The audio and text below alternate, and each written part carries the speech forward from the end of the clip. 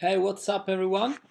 Today I'm gonna show you a very sharp game that was played in 1923 in Italy between a Peruvian grandmaster Esteban Canal and a Swiss chess champion called Jona or Jonar, as you wanna pronounce it.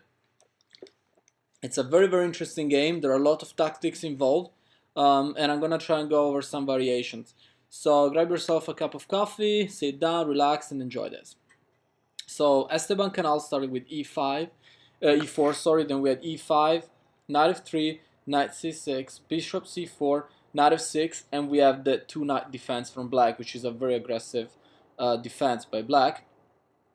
At this point, Esteban Canal decided to play d4, which is the classical variation.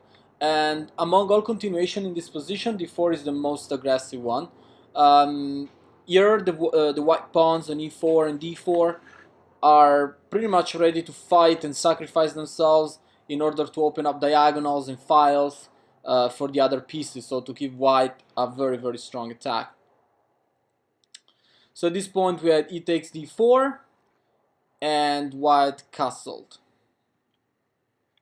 Another continuation in this position is knight takes on d4, and after we have knight on e5, bishop b3, bishop c5, and bishop g5 pinning the knight.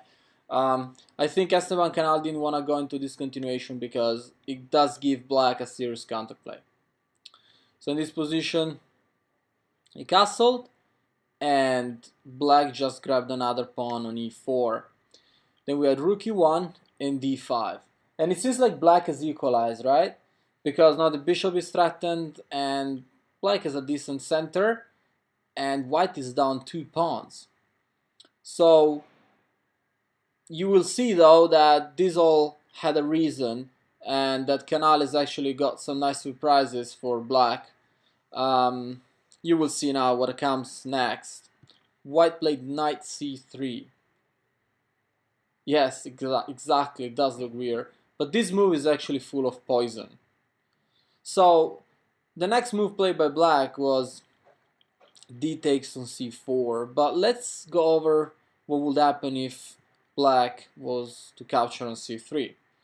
Then we would have bishop takes on d5, and then f5 trying to protect the knight, and then knight g5, bishop to c5, and then knight takes knight on e4, f takes on e4, bishop c6 on c6 check, b takes on c6, queen h5 check, and now black is in serious troubles because if he makes the mistake to play g6, then we'll have queen e5 check, and after the bishop say covers the check, then we'll have queen h8 check, winning the rook and having a tremendous attack. On the other hand, if in this position black, instead of playing we say knight g5, black instead of playing bishop c5 played something like knight e5, we'll have another nice continuation, which will be knight on f7. And if you wonder what happens now, like obviously forking the queen and the rook, and if you wonder what would happen if the knight recaptures, then we'll have bishop takes on f7 checks, check, I was about to say sacks, wow. King takes on f7, and queen takes queen on d8, obviously winning the game. Okay, so this was just a quick variation to show you what would have happened. But in the game, we had, instead of pawn takes on c3, we had pawn takes on c4, so the bishop was taken. And after that, the next move, obviously, rook takes on e4, check, bishop e6, knight takes on d4, knight takes on d4, and then rook takes on d4. And now the queen has to move out of the way because it's clearly threatened. So now here, if we have a look at the board, we can see that it's wide open. There are long diagonals and files, open files that are at disposal of both players. So this is not a positional setup with like big pawn clusters closing up the board and everything. We have entered here the realm of tactics, where everything is tempo, movement, and attack. So the next move was bishop g5, obviously threatening to play the rook on d8 and giving a check and winning black's queen. So here Black played bishop d6 to stop it. In case you wonder, one more variation, what would happen if pawn gets on f6 stopping the bishop, then no problem, bishop takes, pawn takes, queen h5 check, bishop f7, rook e1 check, bishop e7, rook takes on e7 check, king recaptures, queen c5 check, king e8, rook e4 check, bishop e6, knight d5, and now there is a checkmate threat on e7. The only defense is queen on d7, but then we'll have something like knight takes on f6 for king and queen, and after that the game will be pretty much over, because here white has once again an overwhelming attack. So that's why in this position black played bishop on d6 to stop the attack. Then we had knight on e4, black castle, and here white played another amazing move. If I tell you to click the pause button and to try to find the move that white played, you think you can guess it? Let's try. What did you get? White played knight f6 check, which is a really surprising move. So black recaptured, clearly black recaptured, because if king a8, then queen h5, and this is again a very strong attack. So anyway, so in this position black recaptured on e6. Then we had bishop takes on f6, and then here black played bishop e5. Reason of this move is that black has understood that here white has a too strong, overwhelming attack. So if he wants to save the game, he has to give back some material that he has. So right now black is up a bishop, and this move has got a reason. You will see why. Now white recaptured, and now black will play f6, which gives some room to the king to escape, to the rook to come here, and obviously also now tells pretty much the white dark square bishop to move away.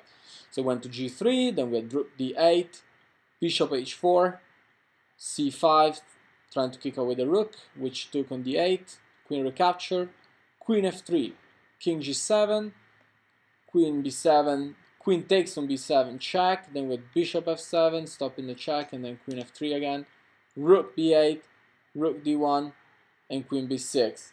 So at this point, if you see, the queen had to move out of the way because it was being threatened by this rook, which was protected by white's queen. Now queen moved to b6 because in this way it can protect this square, the f6 square, which is threatened right now by two black pieces, and it can also attack here on b2. So it's a good spot, seems, for the queen. But then we had queen g3 check, bishop g6, and now here white played rook d7 check, but there was another very strong move that white could have played and that he missed, and that I found going over this game, which is bishop takes on f6 check. And now if the king recaptures, then the game is over right away, because then we check, winning the queen. And if the queen recaptures, then we have queen takes on b8, and now we have a queen and a rook against a queen and a bishop, and we're 2 pawns up, so this should be an easy win for white.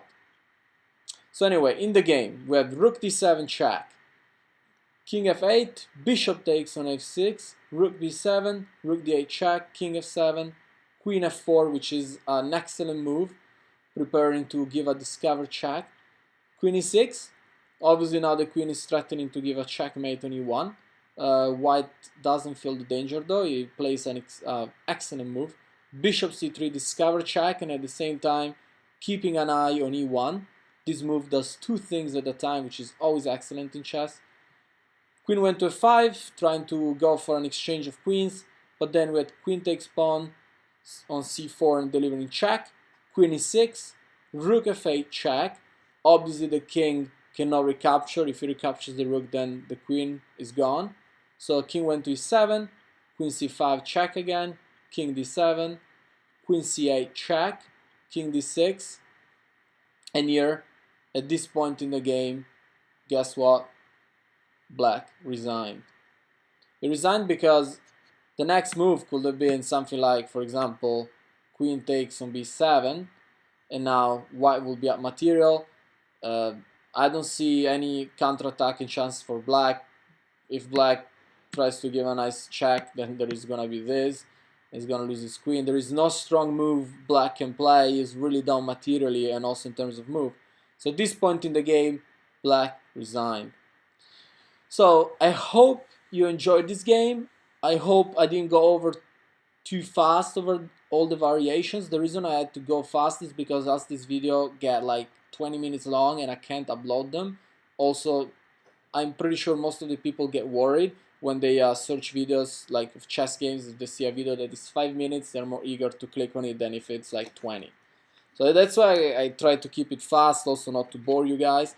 Anyway, leave some comment, let me know if you like it, and see you soon. Bye bye.